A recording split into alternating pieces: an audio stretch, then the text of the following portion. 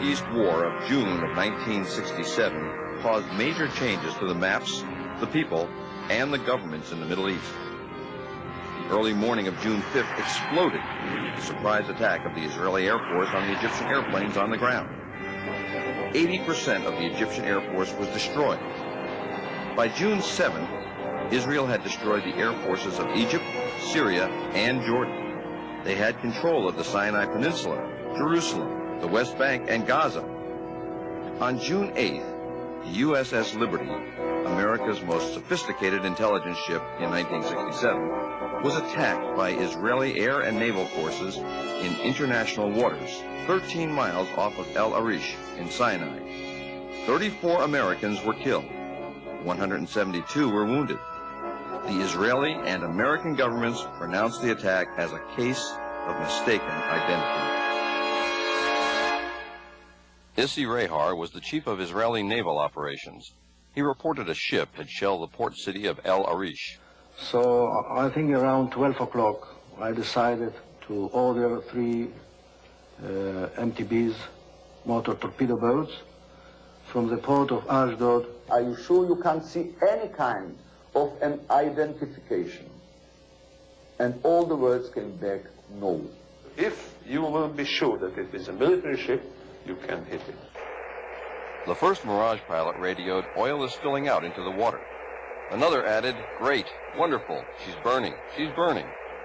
And El Arish commander reported, "He's hit her a lot, there's an oil slick in the water." Then headquarters asked, "Menachem, is he screwing her?" The next wave was super Mystères with 1,000-pound bombs and canisters of jellied gasoline. Someone in Southern Command called, "He's going down low with napalm all the time." The flight leader noted, "It would be a blessing if we could have iron bombs.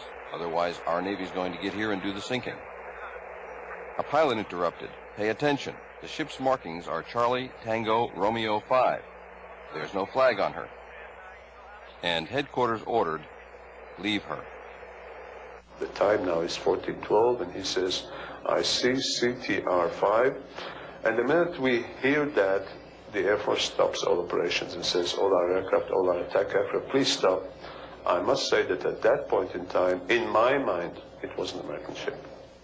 But that opinion was not shared by the commander of the torpedo boat squadron. He believed it to be a small Egyptian freighter, the El Qasir. We told him there are some doubts about identification. These doubts, incredibly, did not reach the commanding officer who ordered the torpedoes launched. That the order did not reach the commanding officer on the bridge where you launched the torpedoes. At about a range of 1,000 yards, or a little bit more than 1,000 yards, I ordered to prepare the torpedoes and ordered that all commanders will take the action of firing torpedoes. This is the story of the attack on the Liberty, told by Israeli and U.S. government sources. Now, we are going to show you what really happened. The survivors of the 294-man crew of the USS Liberty will tell you their story.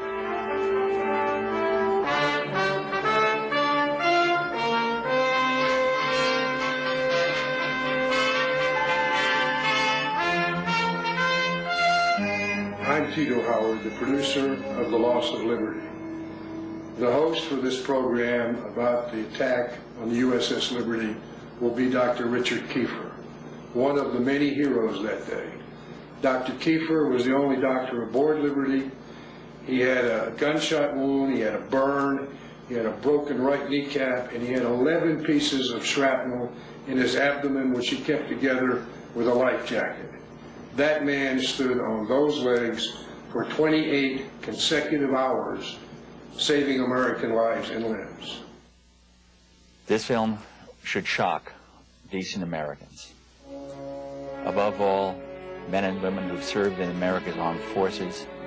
It will shock particularly as it was an attack not by terrorists implacably opposed to the United States, as is the case of the USS Cole.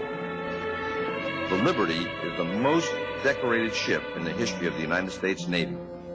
840 medals, including the Medal of Honor for her skipper, the Presidential Unit Citation for her crew, 2 Navy Crosses, 11 silver stars, and 204 Purple Hearts.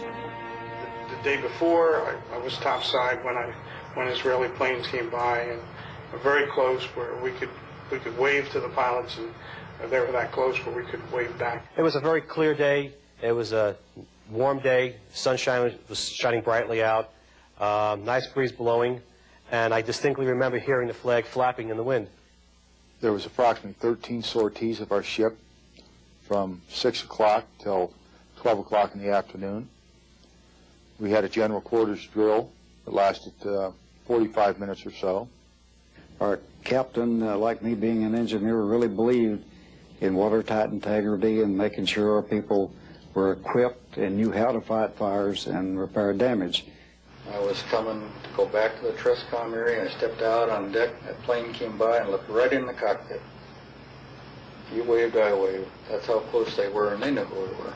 Well, all the recon flights that they had that morning, looking at our ship for approximately 6 to 7 hours, they had a good idea of what they were doing, and they hit us hard and fast with everything they had.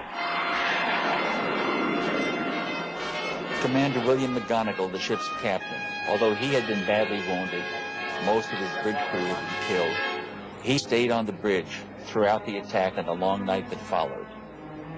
Admired and respected by his crew, he received the Congressional Medal of Honor for gallantry. When the plane struck, it was without provocation and certainly unexpected. And they seemed to descend on us from all directions at the same time. Those rockets and machine guns tore the ship. It killed men on deck. And we were defenseless. I heard this big bang, and there was bullet holes all behind in the cushions of the couch that I'd just left. And by the time I got to the door of the wardroom, the skipper was on the PA system that we were under attack by unknown forces, man your battle stations. Then the regular general quarters sound alarm went off, and right across the hatch from the wardroom is where I would go through, down 2 decks to my station. When I went through there was one rocket that came through and helped me to get down 2 floors in a dad-burn hurry. When I got up off my knees down there, well, we were well under attack. And the skipper again was on the phone system telling auxiliary radio to get word out to anyone that they could that we were under attack by unknown forces and we were in the need of help. My reporter station was Radio Central. It was my responsibility to keep up, ship-to-ship or ship-to-shore communications.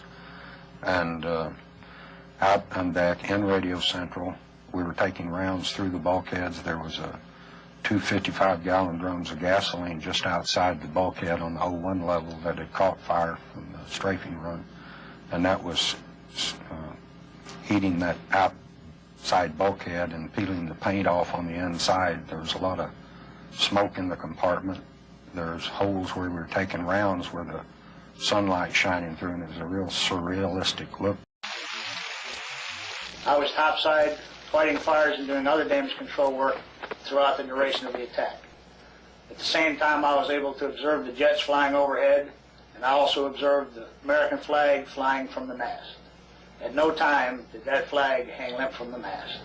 I was one of the 2 signalmen on the USS Liberty when the ship was attacked, and my only job during the attack was to make sure that the flag was flying, so every few minutes I would walk up at the signal bridge up at the mast. And fighting what fire we could with what little water I could give the people topside for the fire, it was really a problem.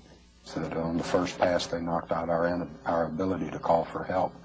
The one remaining antenna, which I had shut down because it had some problems in the tuner, is probably why it didn't get hit. I had to jury rig a coaxial cable directly from the transmitter to the antenna. So we were working feverishly to try to get a signal out at that time, and then finally there was we were able to get a signal to the 6th Fleet, and then I was listening to or monitoring that communications, and they said that they would be sending aircraft, and so at that point we just felt overjoyed that knowing that there was going to be aircraft coming to our rescue. The initial strike by the planes on the ship come out 5 minutes after 2 in the afternoon of 8 June, and the attack lasted about 20 minutes.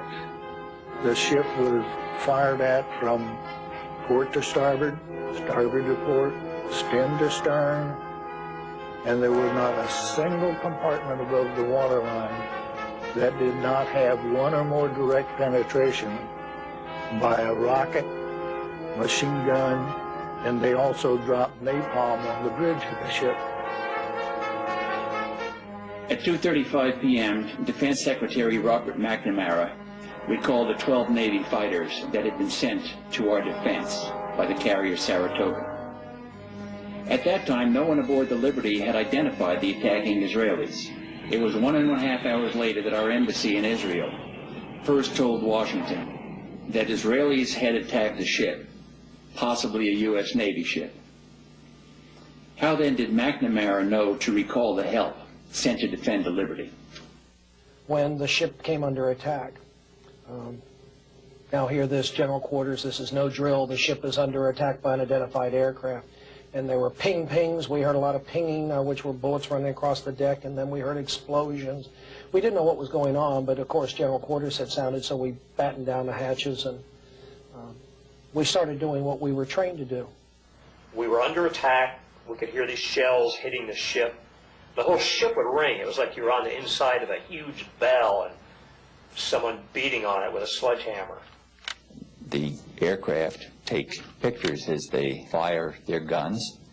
These are used for analysis of their tactics, and these are used for confirmation of the damage that they've done. These pictures have never been publicly presented. Lieutenant Ennis was sitting on the deck, and it was blood coming out of his mouth, and his knee was he had an injury in his knee, and it was blood coming out of it. That cloth had got blown off, I think the 04 level, but I come across him, and he was just peppered from head to toe with shrapnel. And I covered him up with a blanket. My brother, he was sent to on the bridge of the ship to find out what was who the planes were, where they came from. They had no markings. That's against the Geneva Rules of War right there. He received a Silver Star for his efforts. He was cut down by the planes.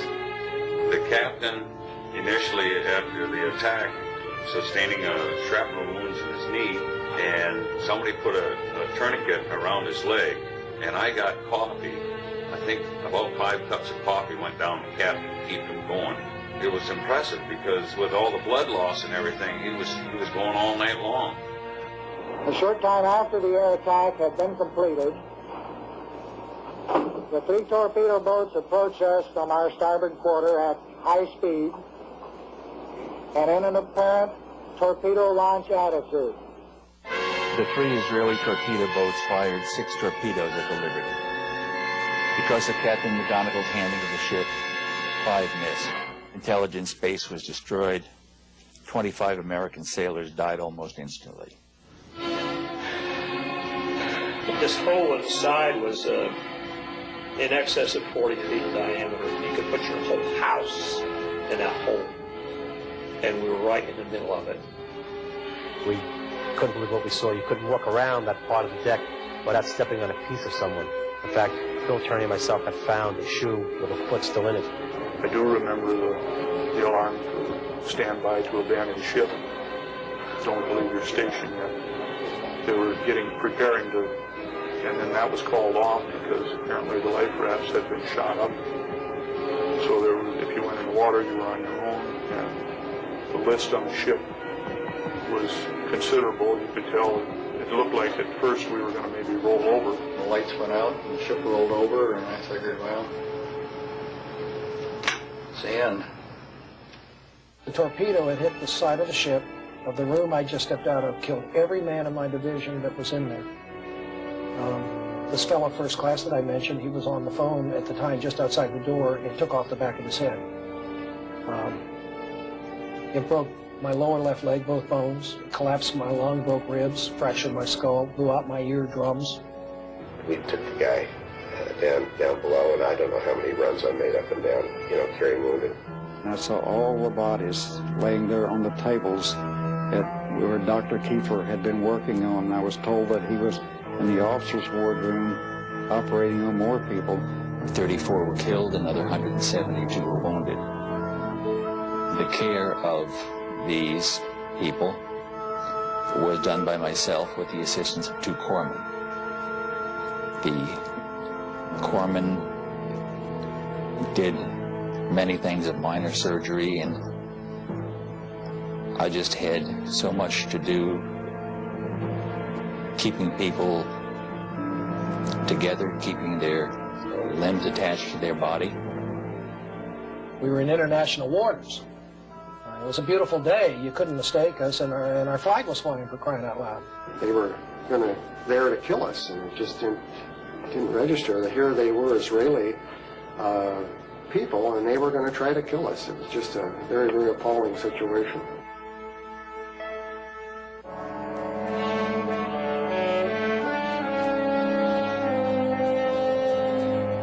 A strange quiet descended on the Liberty crew. After the explosion, the pounding of machine gun bullets slowed and stopped. Fires were put out. The stunned, angry, and exhausted crew caught their collective breath. Limping at 5 knots towards sanctuary several hundred miles to the north, they had somehow survived one of the most ferocious sustained attacks ever on an American ship. 34 were dead, 171 were wounded. All survivors had mental scars. There is not one single life raft. The wounded are treated. Sailors remember that they were promised help. They expected that help.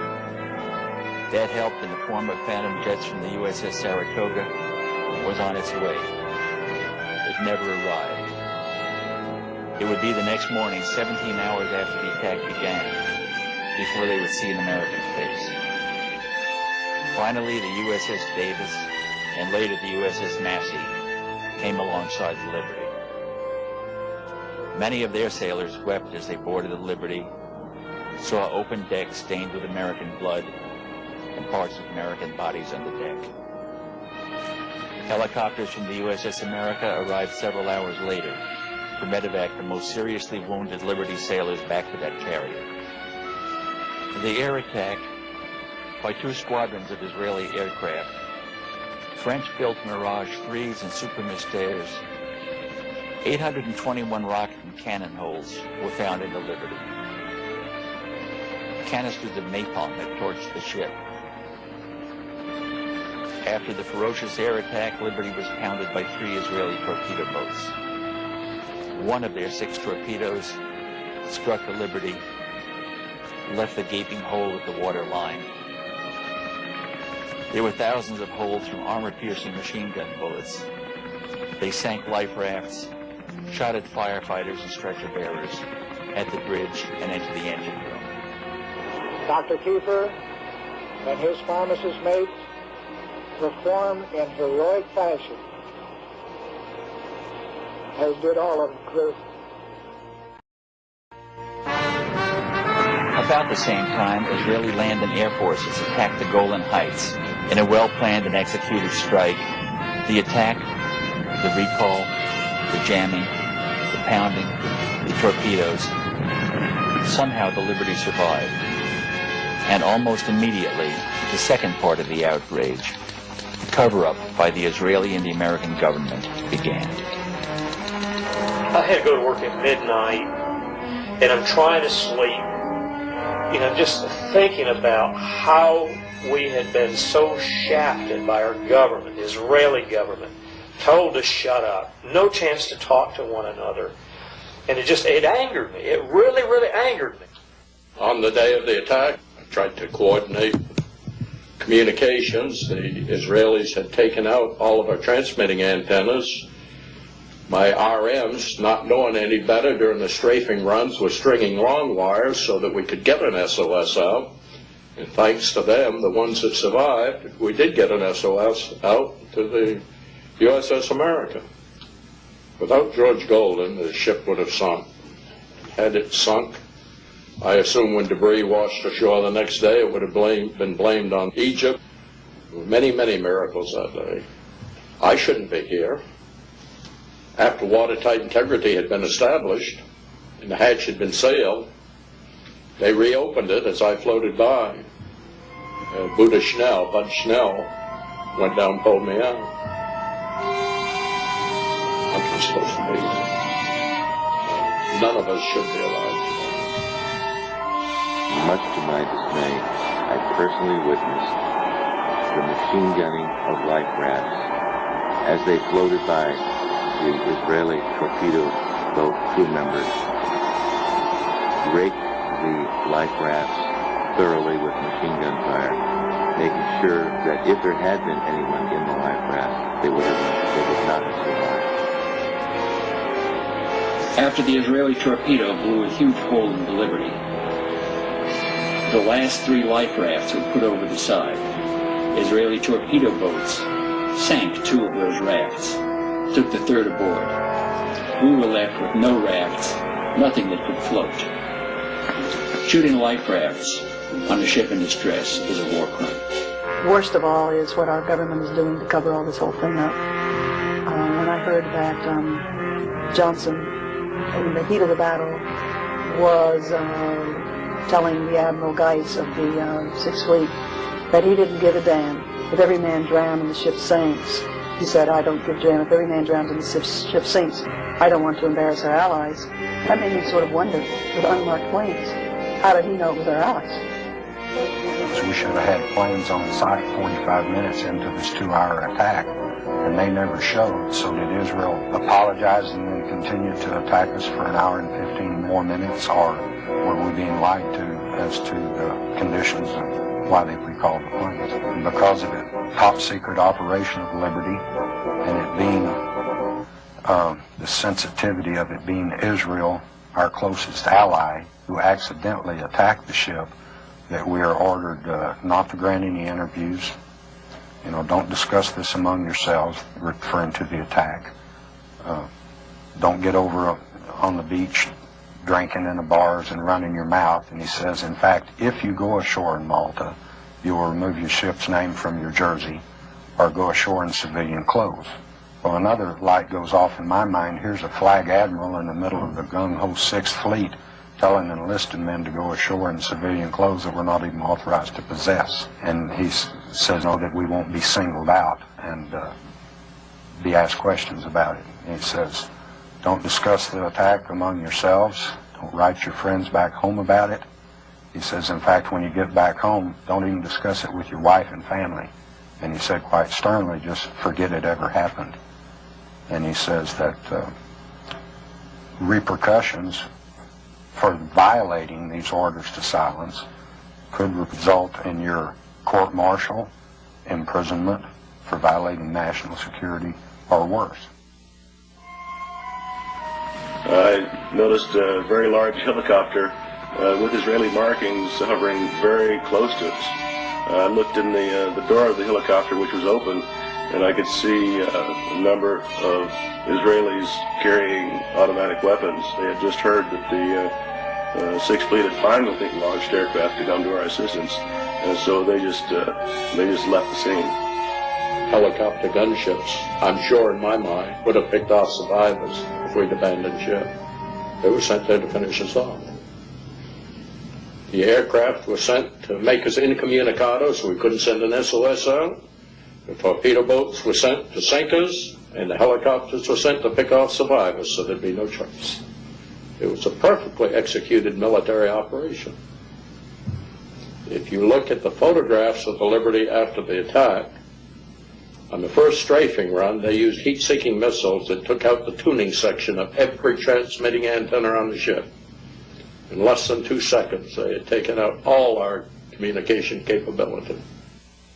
The The attack on the USS Liberty lasted as long as the attack on Pearl Harbor, about 2 hours. You've heard the outrageous, implausible Israeli version of the attack on Liberty, told by their first-hand observers. You've heard what actually happened, told by the valiant Liberty crew. Now, hear what some of America's greatest heroes and leaders have to say. Colonel Mitchell Page was the last Marine standing after repulsing a Japanese regiment on Guadalcanal. We all know that this was in international waters. It was an unprovoked, intentional attack on a U.S. vessel with one objective, to sink it and kill all aboard. Unprovoked attack. I think it was dastardly. I think it was a betrayal of any friendship that we may have had with that nation. And I think that it should be exposed to the entire world and all brought out so that the whole world would know the actual truth about that particular day in 1967. And very widely could see this was an American ship. And not only did the Israelis attack it, they did this with their Army, Navy, and Air Force. Though badly wounded, Navy Master Chief Bob Bush held off a Japanese advance while saving his commanding officer's life. You know, it's impossible for me to figure out why maybe I would sit here and attack you when we're friends. I mean, they're getting our money to buy those French airplanes, and then they turn around and attack our ship when they can see that it's our ship. It's absolutely uncalled for. Army Colonel Lou Millett led the last bayonet charge against vastly superior Chinese forces in Korea. I was in World War II. I studied all the different types of aircraft so that when I shot at a plane, I made sure I was shooting at the enemy and not ours. They know what those ships look like, and if they don't, I can't conceive that they don't know. I do know this. It was a criminal act. It was an act of war. It's as bad as Vietnam, allowing people who would try to save people from tyranny to die for nothing. Admiral Thomas Moorer is the longest-serving active four-star admiral in American history. He is the only American admiral to have commanded both the Atlantic and Pacific fleets. He was head of NATO forces, served as chief of naval operations, and chairman of the Joint Chiefs of Staff for 2 terms. The Navy's chief fighter, the F-14 Tomcat, was named after Admiral Tom Moorer.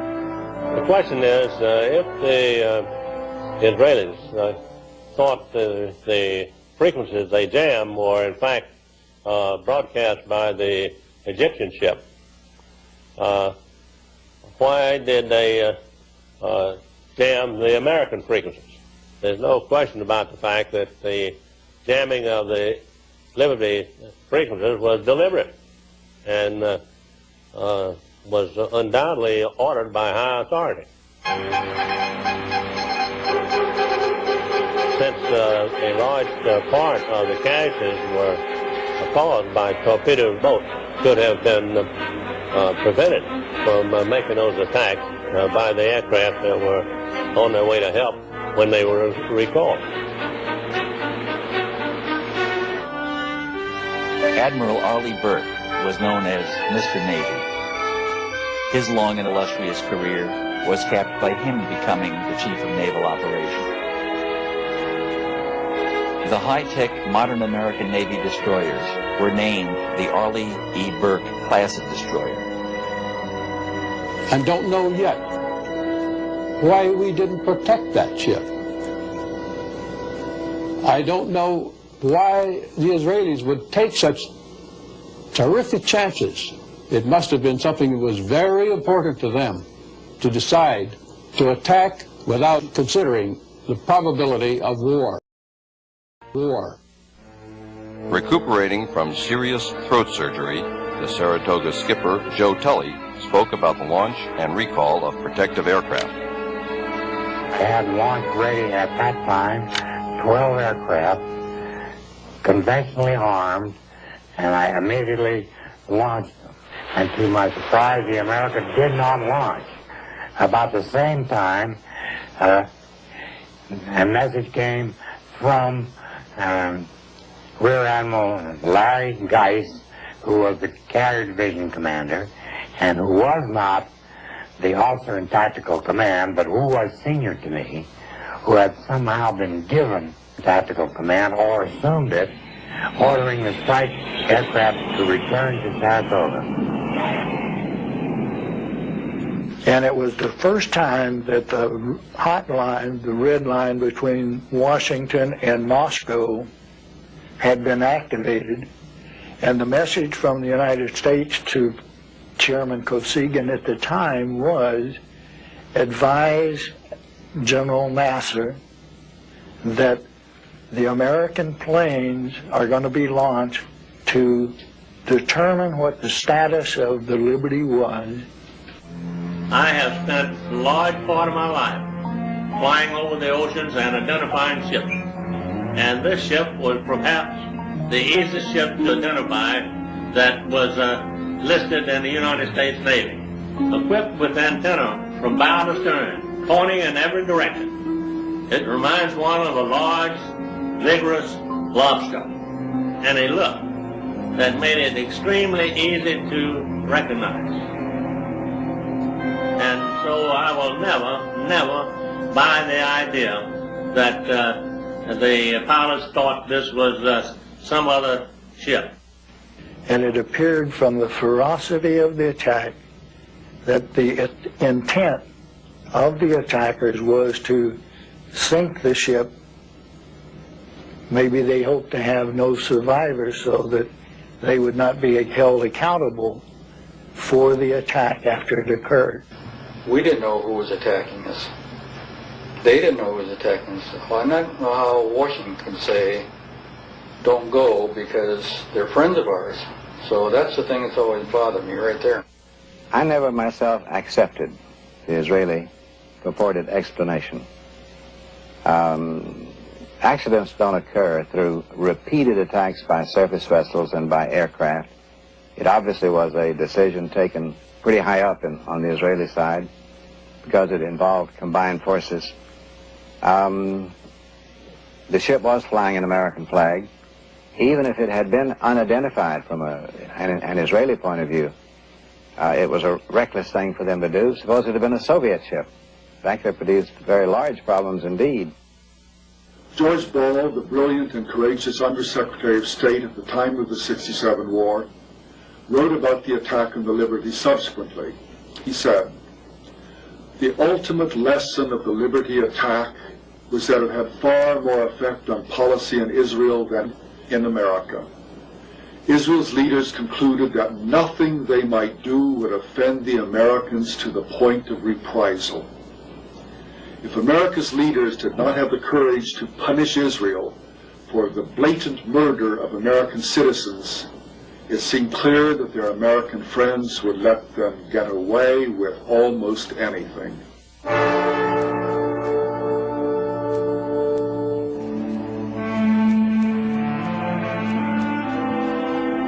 Fleet tug Papago would be our escort into Malta. The divers rigged a large canvas over the torpedo hull, and it was secured in place using ropes that were passed under the hull and over the main deck. Once the canvas was in place, the Liberty could proceed under its own power towards Malta. Once we were in dry dock in Malta, then came the gruesome task of removing the bodies and the debris from the research vessels.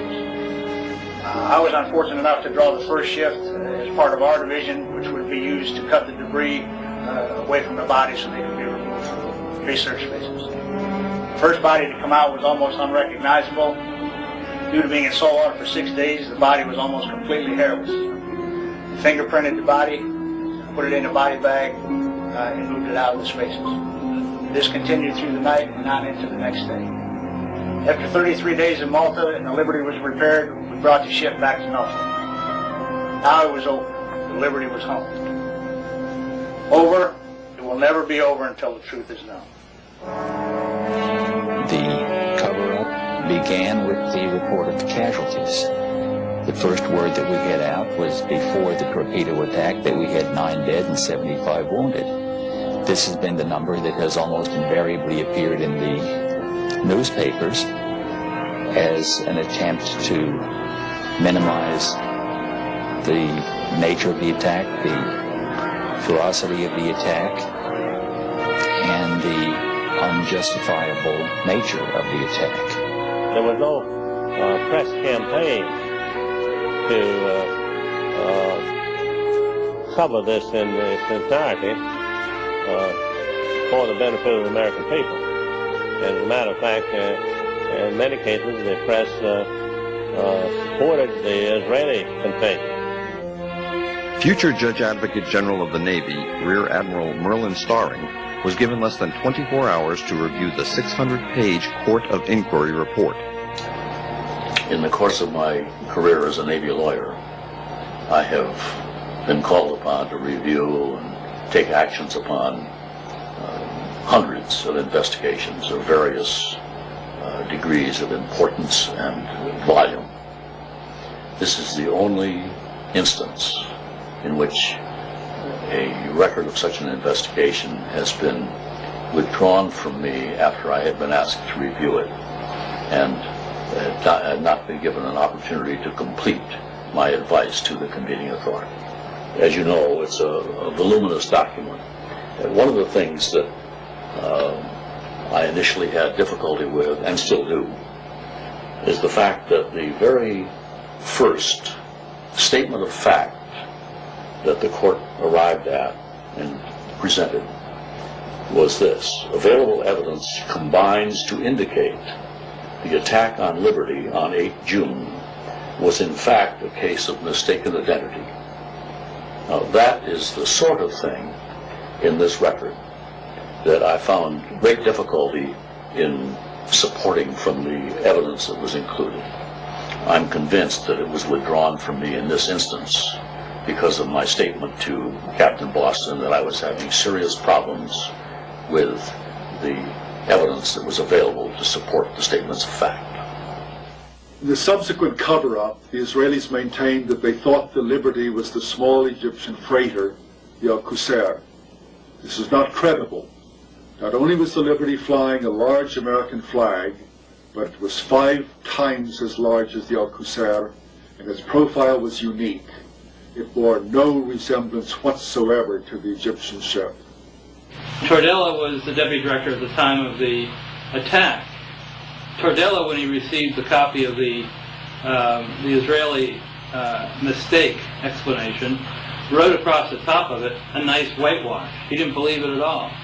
And he later wrote another memorandum for the record indicating that he thought that the most likely explanation was that the Israelis attacked the Liberty because they didn't want the Liberty to hear what was going on in the Sinai. And this is the highest professional at NSA. In addition, the director of NSA at the time, Marshall Carter, told me that he thought it was deliberate. In addition to that, he was very offended in another memorandum he wrote that it appeared that the Johnson administration wanted to cover up the whole thing. They actually wanted to sink the ship so that Israel wouldn't be embarrassed. Admiral Kidd, when he came aboard our ship to interview the survivors, he got us in small groups, 3 or 4 or 5 sailors, and he would ask us questions. The first thing he did is he took off these stars, laid them on the table, and said, "Listen, open up to me and talk to me just like her. I'm just like you, one of you." So we did. We trusted him. We opened up with our hearts. We told him exactly the way we felt, what happened, what we saw. And when that was done, he put his stars back on his lapel, and he ordered us not to say anything to anybody, our families, friends, shipmates, anyone. If we did, we faced the possibility of a court-martial, penitentiary, or worse, and everyone knew what worse meant. Actually, he scared the death out of me. I didn't talk about the attack to anyone for almost 20 years. Not knowing why they did this, and not having our government back us, then and now. It's an open sore. It's festering to this day. It's not going away.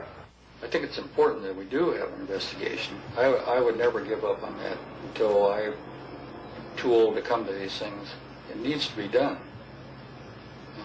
Pete Bucher from the Pueblo said he wouldn't even have gone if he could have known what really happened to us. All he knew was some piddly little thing he heard about on the news. In late 1991, Dwight Porter, who was ambassador to Lebanon during the 1967 war, told columnists Evans and Novak that immediately after the attack on the Liberty, the CIA station chief handed him intercepted messages between the Israeli war room and their planes.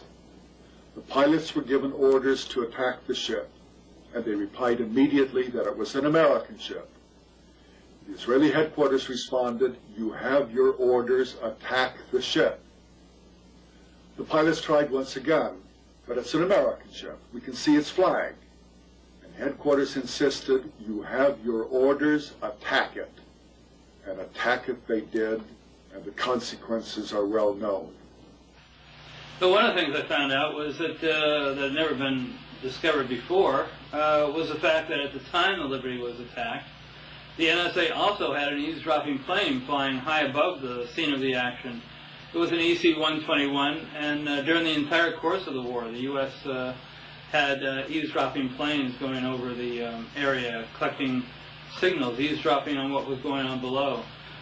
And this plane was flying right over the scene of the attack. And I talked to two of the crew members of the plane, and both of them agreed that what they heard were comments from both the pilots and the torpedo boat personnel mentioning the U.S. flag. Now that flies in the face of what the Israeli explanation says. The Israeli explanation says nobody on either the planes or the ships ever saw a U.S. flag. Evans and Novak got further confirmation of the Israeli attack from an American-born Israeli major, Seth Mintz, who was in the Israeli war room at the time of the attack. He told the reporters, quote, "Everyone felt that it was an American ship and that it was the Liberty. There were comments about the markings, about the flag. Everybody in the room was convinced it was an American ship," unquote. Mintz told Evans and Novak that the Israelis were guilty of an outrage. True. But the American suppression of the truth was an equal outrage. Well, at the time, the Liberty was off the coast of the Sinai, off the coast of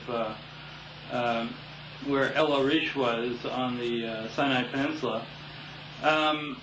According to Israeli military historians who wrote reports of it at the time, and other eyewitnesses, the Israeli military was killing prisoners, Egyptian prisoners, committing war crimes, desperate acts of war crimes in order to didn't have to transport the prisoners because they had no place to put the prisoners. They decided to take the most expedient method and just kill them. If the planes dispatched by the Saratoga had continued to the rescue, the Israelis would have been driven off. But Washington took the Israelis at their word. They said they had recognized their error and they apologized. And the attack had already stopped, they said, but they were lying. The attack continued for another hour and 20 minutes, during which 25 more American sailors died and 110 more were wounded. All would have been spared if the American planes sent to help them had not been recalled by Washington.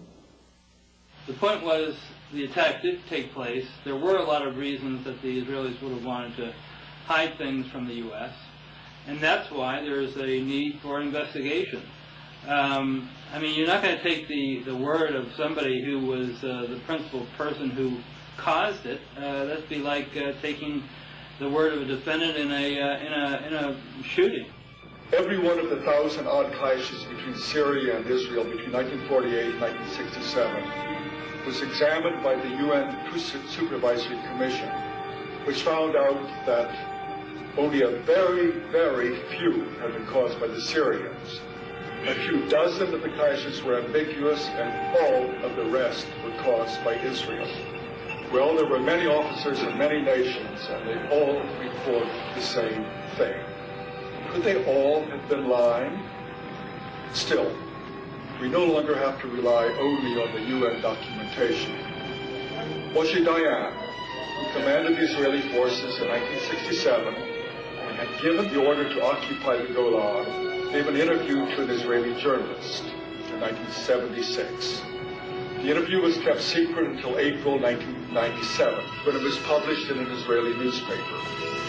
It's been authenticated by Israeli historians, and General Dayan's daughter, Yael, a member of the Knesset, insisted that it be published. Why did he give the order? To invade. Essentially, it was because of pressure from the would-be settlers in the Golan, who convinced Levi Eshkol, the Israeli prime minister, to occupy the heights and the fertile lands beyond. And when asked if that were all there was to it, Dayan replied, "I can tell you with absolute confidence that they were not thinking about security. They were thinking about the heights land. I saw them.